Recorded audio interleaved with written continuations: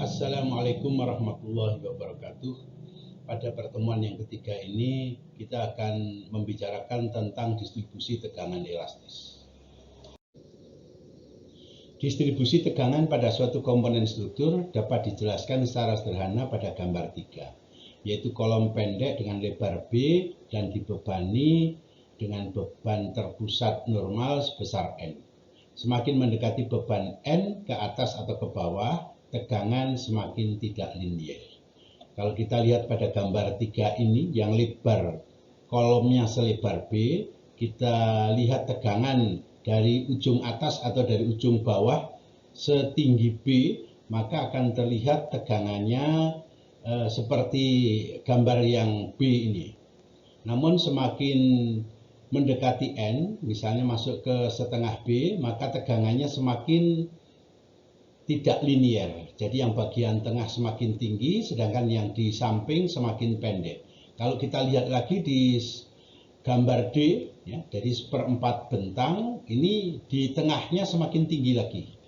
Tegangannya semakin tinggi, dan yang paling pinggir atau sampingnya ini sangat pendek sekali.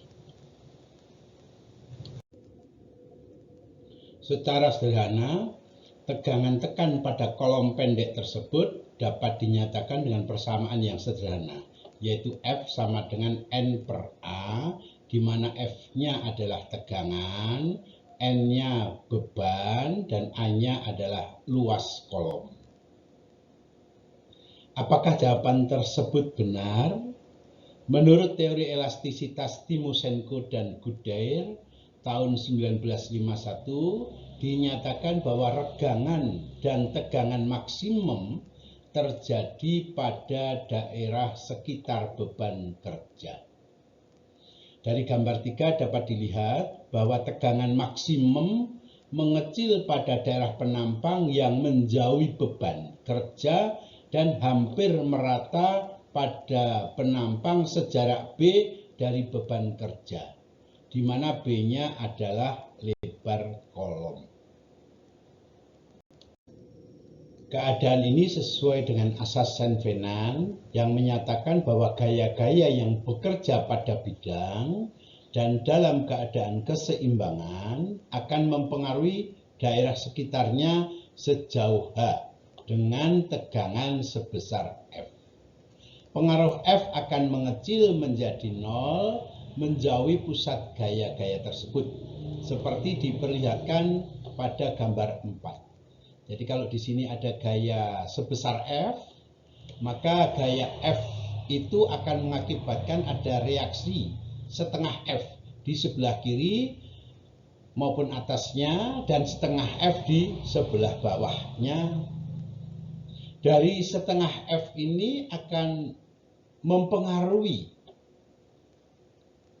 tegangan sejauh H, ya, sekelilingnya sejauh H, baik ke atas maupun ke bawah, itu ke kanan maupun ke kiri. Begitu pula setengah F yang sebelahnya, yaitu akan mempengaruhi tegangan sejauh H ke atas maupun ke bawah, ke samping kiri atau ke samping kanan.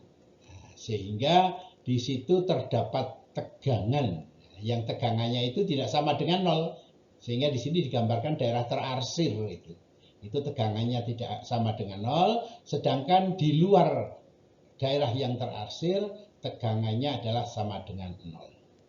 Nah, gambar 4 ini menggambarkan prinsip Saint-Venant, yaitu daerah yang dipengaruhi oleh sekelompok gaya dalam keadaan keseimbangan. Distribusi tegangan pada tengah bentang dari suatu balok dengan rasio tinggi dibagi bentangnya yang berbeda-beda, yang mengalami lentur murni akibat beban merata pada seluruh bentang, seperti diperlihatkan oleh Leonhard dan Monique tahun 1975 pada gambar 5. Pada bagian atas terlihat balok dengan perbandingan D sama dengan 1/4 L. Maka di sini masih terlihat tegangannya adalah elastis, linier. Sedangkan pada balok yang berikutnya, yaitu D sama dengan setengah L, maka sudah terlihat adanya ketidaklinier tegangan di tengah bentangnya. Jadi seperti digambarkan di tengah-tengah ini, ada mestinya kalau elastis seperti digambarkan yang segitiga ini, segitiga, tetapi karena tidak elastis maka digambarkan non linear gitu ya, digambarkan yang tidak segitiga itu. Jadi ini kondisi yang sesungguhnya. Begitu pula kalau D-nya sama dengan L, lebar balok sama dengan tinggi balok, maka akan terlihat ketidakelastisitasnya. Jadi tidak non linearnya. Jadi mestinya gambaran berupa tegangan elastis linear itu berupa segitiga. Tetapi karena tidak elastis maka terlihat gambarannya seperti ini, yang terarsir. Gitu ya. Begitu pula kalau D-nya lebih tinggi atau tidak terbatas gitu ya. Nah, sehingga ini tegangannya jelas seperti ini. Nah, ini gambar 5 ini menunjukkan tegangan longitudinal pada tengah bentang dari berbagai balok dengan tinggi yang berbeda dan bebannya sama, yaitu beban merata. Teori tentang trayektori tegangan. Garis trayektori yaitu suatu garis yang menggambarkan tegangan utama atau principal stress yang memiliki nilai yang sama. Terdiri dari garis trayektori tekan dan garis trayektori tarik. Bentuk standar distribusi dan trayektori tegangan beton ditunjukkan pada gambar 6. Ini pada daerah B dan pada daerah D. Jadi kalau daerah B ini ada di tengah bentang, ini masih linear. Jadi kalau kita potong di tengah tegangannya, ini akan terlihat tegangannya adalah linear. Sedangkan daerah D, ya, daerah D ini sudah tidak linear lagi. Kalau daerah D ini namanya daerah Bernoulli, gitu ya. Sedangkan daerah D ini disrupt gitu ya, terganggu, nah, gitu ya. Jadi ini yang tidak non linear. Jadi daerah D ini non linear, daerah B ini yang linear. Nah, yang kita tekankan dalam mata kuliah ini adalah nanti di daerah D. Jadi penulangan untuk daerah D. Pada gambar 7 ini diperlihatkan adanya balok yang mempunyai lebar dengan tingginya sama, maka kita bisa menggambarkan trayektorinya. Jadi yang berupa jaring ini ya, berupa jaring horizontal dan vertikal. Kemudian kita juga bisa menggambarkan tegangannya. Nah, tegangannya sudah jelas, ini tegangannya tidak linear atau non linear ya. Jadi yang terarsir ya, yang daerah terarsir. Kemudian kita bisa menggambarkan strut and tie modelnya.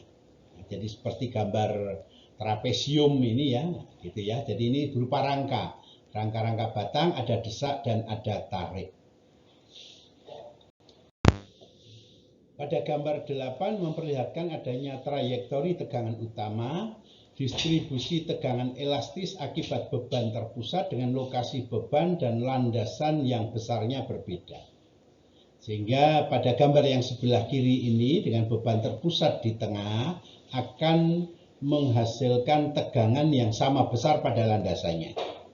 Sedangkan pada gambar yang sebelah kanan, karena bebannya tidak berada di tengah tetapi ada di sebelah kiri, maka ini mengakibatkan tegangannya ada tegangan bagian tarik dan ada tegangan bagian desak. Pada gambar 9 merupakan trayektori tegangan utama pada struktur konsol pendek atau korbel yang bekerja sebagai tumpuan dari balok bertangga. Daerah yang dihasil adalah daerah D. Ini adalah daerah yang akan kita rencanakan penulangannya. Pada gambar 10 ini merupakan trayektori tegangan utama pada struktur dinding dengan beban merata yang tergantung.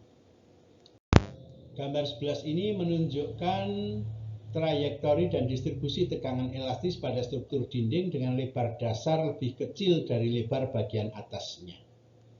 Sehingga ini bisa dilihat bahwa gambar yang sebelah kiri ini adalah gambar trayektorinya, sedangkan yang bagian B atau gambar B ini merupakan tegangan non-liniernya.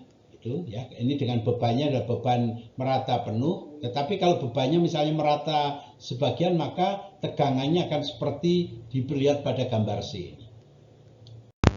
Pada gambar 12 ini memperlihatkan trayektori tegangan utama gambar 3 dimensi pada kolom pendek yang dibebani dengan beban terpusat. Demikian yang bisa kami sampaikan. Wassalamualaikum warahmatullahi wabarakatuh.